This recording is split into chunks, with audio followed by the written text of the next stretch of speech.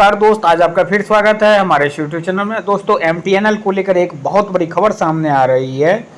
MTNL एक सरकारी company है। हालांकि Punjab state bank of India ने बहुत बड़ी संकट खड़ी कर दी है एमटीएनएल के लिए।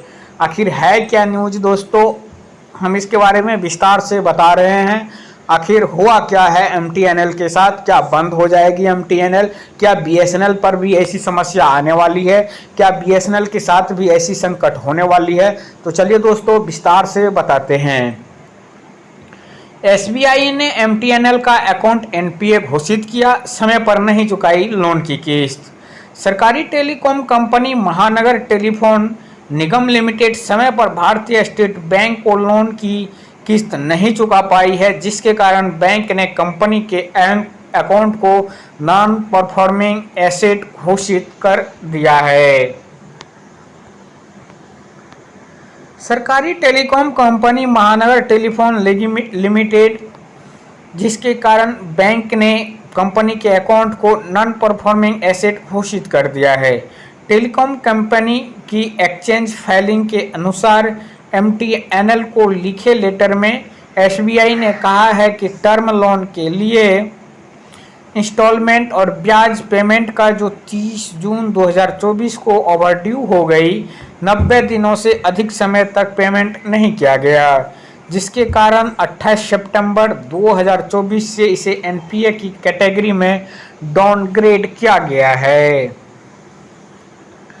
एसबीआई समेत कई बैंक सितंबर तिमाही में एमटीएनएल खाते को डाउनग्रेड करने वाले हैं।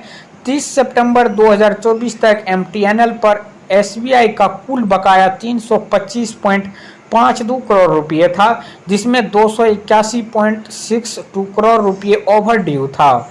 एसबीआई ने अकाउंट को रेगुलराइज करने के लिए तत्काल पेमेंट की मांग की है। इन बैंकों ने भी किया अकाउंट एनपीए।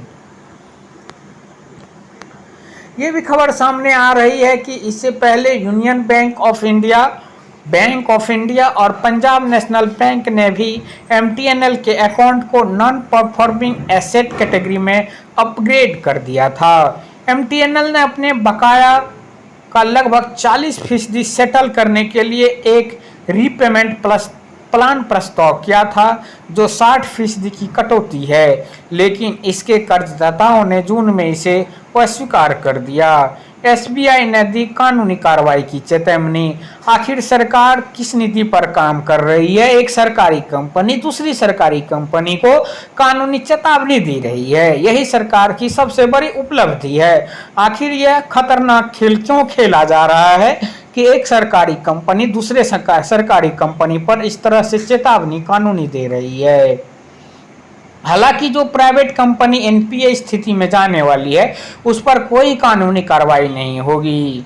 एसबीआई ने अब एमटीएनएल को चेतावनी दी है कि यदि बकाया भुगतान नहीं किया गया तो उसे बकाया राशि वसूलने के लिए कानूनी कार्रवाई करनी पड़ सकती है। पत्र में कहा गया है, यदि निर्धारित पीरियड के भीतर पेमेंट में चूक होती है तो बैंक पूरे लोन की ब्याज सहित वसूली के लिए कानूनी कार्रवाई शुरू करने तथा अन्य ऐसे कदम उठाने के लिए बाध्य होना पड़ेगा।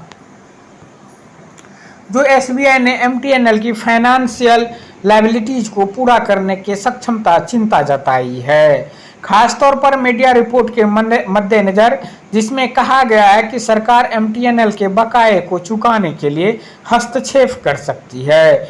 इन रिपोर्ट और दूरसंचार विभाग के बयान के मद्देनजर कि एमटीएनएल डिफॉल्ट से बचेगा, बैंक टर्म लोन फैसिलिटी के बारे में एमटीएनएल से क्लैरिफिकेशन का इंतजार कर रहा है। तो दोस्तों, आखिर सरकार की एक ऐसी नीति है, एक सरकारी कंपनी दूसरी सरकारी कंपनी पर कानूनी कार्रवाई की चेतावनी दे रही है। आखिर एक सरकारी टेलीकॉम कंपनी किस तरह से इस स्थिति में पहुंचा, इसका जिम्मेदार कौन है? आखिर कैसे एक सरकारी कंपनी को बचाया जाए, इस पर कोई भी बात नहीं हो रही है। तो दोस्तों, वीडियो को जरूर से जरूर ज़्यादा से ज़्यादा लोगों के बीच शेयर कीजिए। आखिर सरकार के नीति के बारे में पता चल सके कि किस तरह से दो सरकारी कंपनी आपस में लड़ रही है। और सरकार बीच में हस्तक्षेप नहीं कर रही है, या क्या कारण है, इसके बारे में आप जरूर कमेंट कीजिएगा दोस्तों। धन्यवाद।